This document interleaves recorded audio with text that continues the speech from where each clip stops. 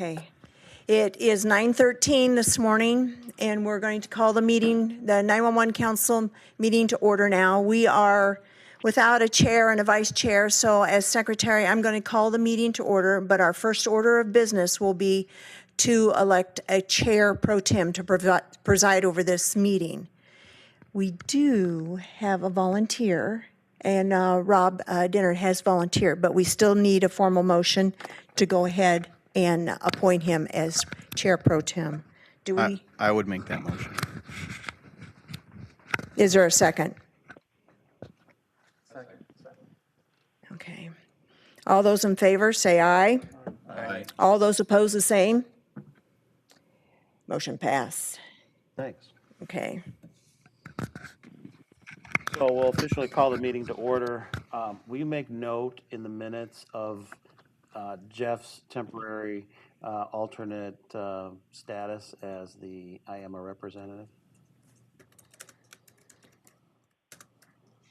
Are there any guest introductions? I think this is when we usually introduce everybody, right? Yeah. Somebody take the mic around. We'll start down there. James Chambers, representing Large Telecom. Blake Tarushi, Iowa Homeland Security and Emergency Management, 911 Program Manager. Jeff Anderson, Iowa Emergency Management Association. Rob Rotter, Iowa County Sheriff, representing Iowa State Sheriffs and Deputies Association. Sally Hall, representing Iowa APCO. Charlie McClintock, representing Iowa NINA. Rob Dennert, representing the Iowa EMS Association. Lawrence Harpence, representing IJIC. Jack D'Angelo, Sully Telephone, representing Small Telco.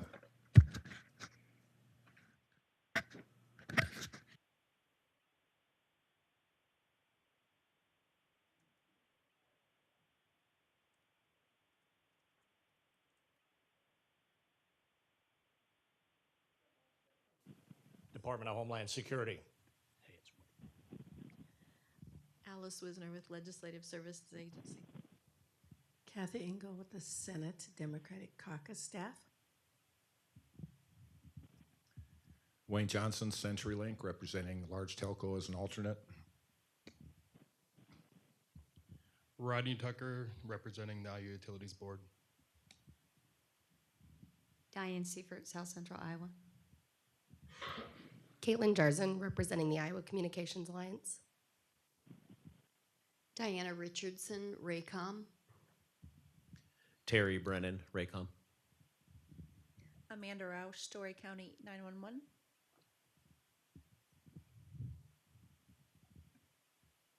Tammy Rodriguez, ICN. Chris Myers, I'm the SWIC. I'm representing the Iowa State Interoperable Communication Systems Board. Doug McCaslin, Warren County 911. Josh Humphrey, Iowa County EMA. Andy Buffington, Winnebago and Hancock County Emergency Management Communications. Brian Midwell, Westcom.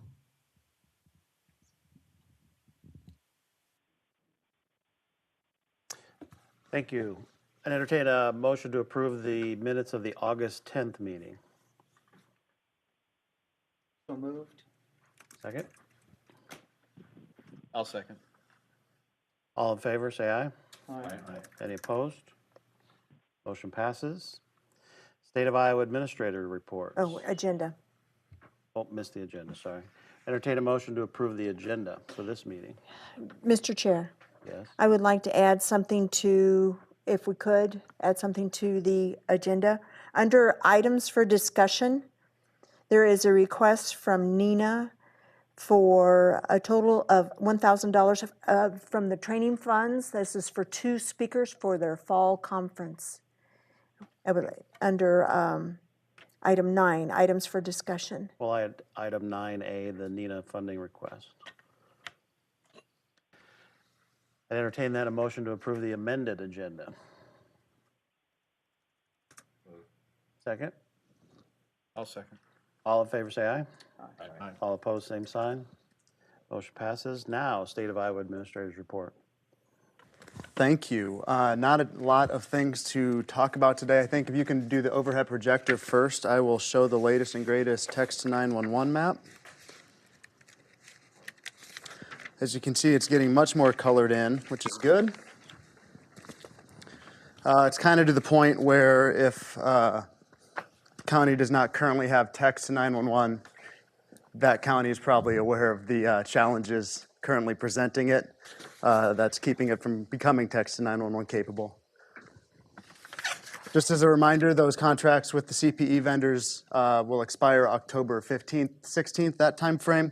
So there's still about a month to go. You can see which ones are currently scheduled. A couple more still yet to get scheduled. And then we'll start talking about alternative plans for those counties that remain without text to 911.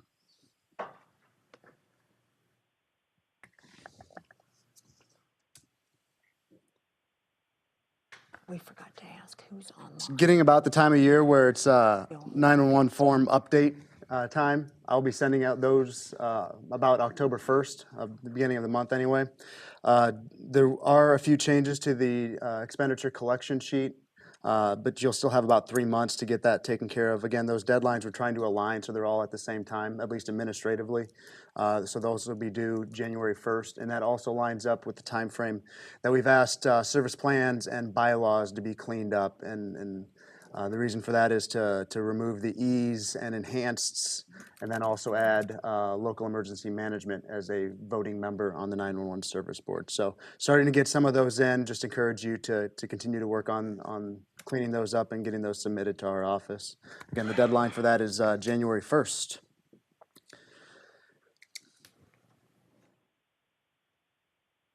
Reminder that October 2nd is 911 program update. That's in conjunction with the Iowa APCO NENA conference. So it's the afternoon of the 2nd. The registration link has been sent out a number of times now by a couple different entities, so hopefully you've gotten it. First part of that will be a panel presentation, kind of all things service board related, best practices, frequently asked questions on different, on varying 911 service board topics. And then the second part of that will be kind of the general 911 program update that I've done the last number of years, kind of talking about where we're at 911 in a state. Hopefully by then and throughout October and leading up to the legislative session, we'll have some significant updates stemming from the RFP that's currently in process right now. Again, can't talk too much about it right now while it's in progress, but hopefully by, like I said, that program update on the 2nd and the council meeting in October, we'll have some updates that will probably be of great interest to the audience and the council members. That's my update. Like I said, pretty short. Any questions? Anything for Blake? Thank you, Blake. My secretary points out that I missed those that may be on the call. So those that are on the call, if you'd please sound off and introduce yourself.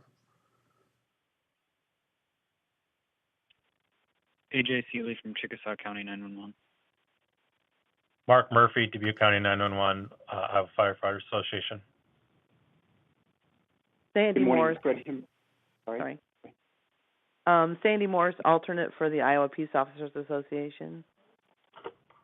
Good morning, Fred Himberg, representing Tritech Software Systems. Anyone else? Greg Brooks, Synergym Technologies. Mark Honeyfeld, Palo Alto EMA.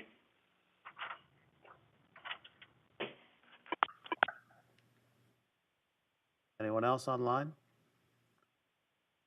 Thank you for joining us virtually. We're down to the Wireless Carryover Funds PSAP GIS grant application approvals. Has everyone had a chance to review those? I would entertain a motion either to accept them all as a bundle, or if anyone needs to abstain or recuse. Marion? And I have to abstain from Polk counties. Polk. So with the exception of Polk and Marion, so this will include Keokuk, Humboldt, Floyd, Clayton, Chickasaw, Winnebago, and Shelby. Is there a motion for their approval? So moved. Second. A motion and a second for those. All in favor of approving them, say aye. Aye. All opposed? Those are approved. Let's take Marion County's singly. Motion to approve Marion counties. So move. Second. Second. All in favor, say aye. Aye. All opposed, same sign. Motion carries. And Polk County, So moved. Second. a motion and a second to approve Polk County. All in favor, say aye. Aye. Any opposed, same sign. Motion carries. Reports of officers, boards, and standing committees. Any technical advisories from anyone? Anyone from the audience with a technical update? You're on the agenda. Sorry, Jim. Update on the Iowa Interoperability Governance Board, Swick Myers.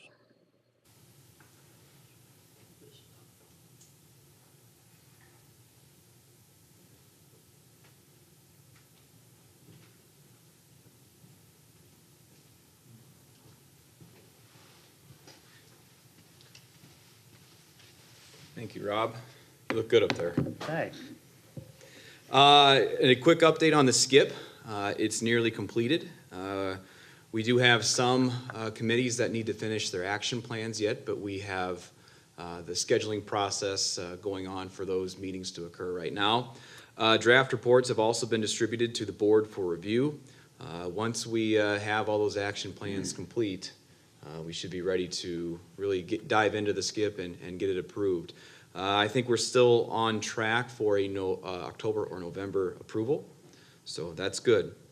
I have been meeting with various counties in Iowa to discuss their interoperability needs. So far, I've been able to schedule or actually have meetings with 11 of 99 of them, which I think is pretty good since I've been working on this for about a month and a half now. One of them I'll be visiting twice next week, so Jeff, I'll be in Marion County twice to try to accommodate everybody's schedules. I'm looking forward to it.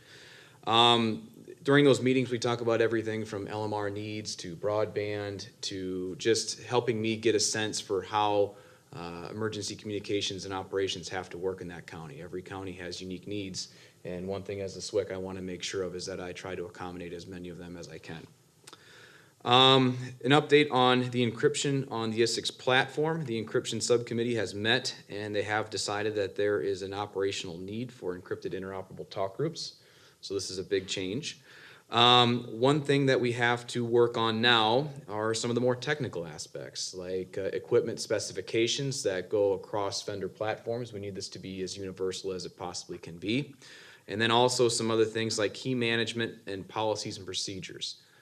These are going to be relatively heavy lifts, and I don't expect this to happen overnight, but I would say anywhere between 12 and 30 months, I think we'll have a working solution in place. So encryption gets rather complicated rather quickly, especially on something with the scale and the scope as the ISIX platform. So we want to make sure we get it right the first time. We also participated in the recent COMEX event at Camp Dodge. We had an STR trailer out there, and it went pretty well. We were able to patch ISIX into 8TAC91 VNS TR trailer, and that's good because it expands interoperability across the region for agencies that may not have ISIX access at this point. We also almost got the National Guard's radio system patched through as well. We fell short of doing that because we didn't have a special cable that had specific capacitance and resistance characteristics. So we're working on alleviating that, so going forward, we could almost in theory patch anything through those STR trailers to expand interoperability even further. I will be working with Colonel Hedgepeth as well in the next COMEX event, the planning stages of it.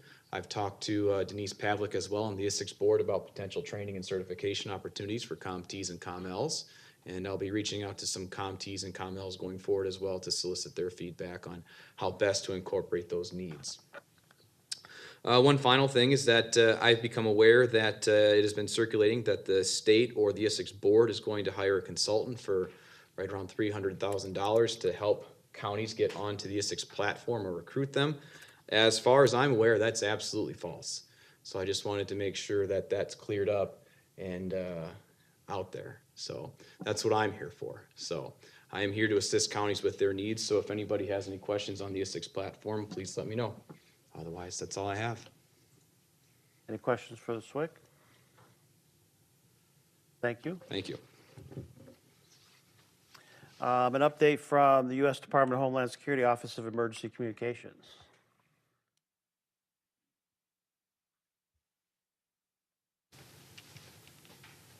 Good morning.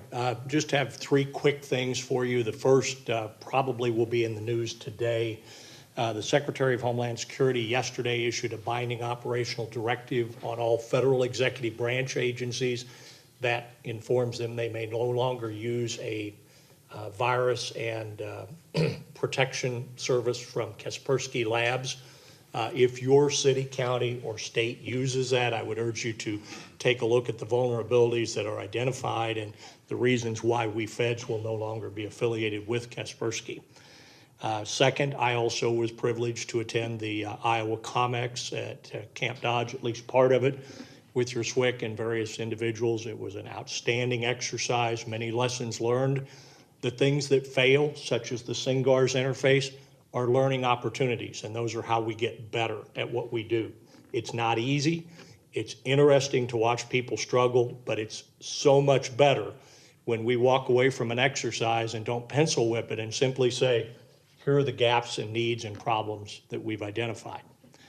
Look forward to working with your SWCC and retired Colonel Hedgepeth on the next exercise. I think the companion exercise that was a 4-state exercise run in Joplin that demonstrated the ability for the Guard to do long-reach communications with their peers in the Missouri Homeland Response Force as well as civilian agencies in Kapaa, Oklahoma, was really demonstrative of people thinking outside the box. And the things that failed there also are lessons learned, and the AAR simply make us better. Final thing I want to call your attention to, and I often remind both the SXB and now the 911 Council about the threats of cybersecurity vulnerabilities. Major cities, as well as a number of small cities and some counties in my region, Missouri, Kansas, Iowa, and Nebraska, continue to be the victims of ransomware. Suffice it to say, beware and be aware of the vulnerabilities that ransomware can bring to you if you operate a PSAP. In this region, this week, we had a PSAP that disrupted operations, disconnecting CAD, GIS, and the ability to control their radio consoles because the county was the victim of a ransomware attack. The quick thing for IT to do to mitigate this is to unplug from the internet, which is all well and good as long as you have an alternative plan.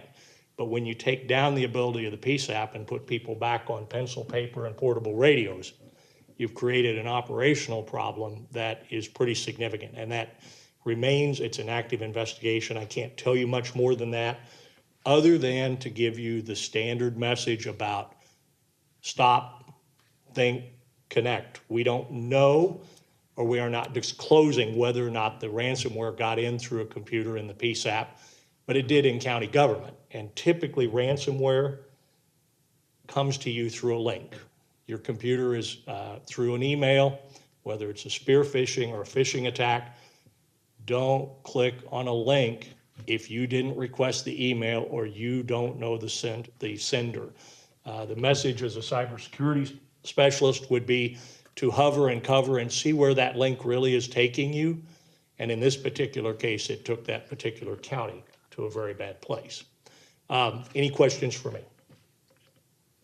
Thank you, sir. Thanks, Jim. Does anyone have an update on any legislative issues? Hearing none. Item 8 is nominations and elections for vice chair. Is this what you tried to do? Yes. Okay. So we'll entertain motions for nominations for vice chair. And is this just through the end of the year? Yes, just through the end of the year. Because we'll have another election. Okay. So this is backfilling because of Stephen's departure and Bob, right? Is that what we're doing? Okay. So nominations for vice chair. I would nominate you. Thank you. Is there a second? Are there other nominations? Hearing none, we'll close the nominations and vote to approve Rob Dennard as the vice chair until the end of the year. All in favor, say aye. Aye. Any opposed? Motion carries. Thank you all. 9A, the Nina request. This is on behalf of Nina. This is for a total of $1,000. That is two $500 requests. Those are for the expenses related to one text to 911 presentation that Alice Johnson will be giving. She is a Zetron representative for that'll be on the conference on October 3rd. That presentation encompasses several items associated with the recent implementation at the JCA in Cedar Rapids, and those expenses will be associated with her travel and presentation, and accompanying paperwork after the conference will be forwarded to Blake and the committee for review as well, similar to what we presented last year with the board. And the second item is also for 500. That is a presentation on Hurricane Harvey. The primary presenter is Ian Mallory, who just spent several weeks in Texas with his response team, and he will be giving that presentation. So I've talked to him and looked at some of the material that he has. It's really good lessons learned for the time that he spent down there. So both very good, and they were both very generous in what they put down for expenses. So again, the accompanying paperwork and travel will also be forwarded to the committee, similar to what we did last year. And we thank you for consideration on behalf of Nina. Do we have a budget for training and education? All within that budget. Okay. Motion to approve the request. So move. Second. Second. Any discussion on it? Hearing none, I'll call the vote. All in favor, say aye. Aye. Any opposed? Motion carries.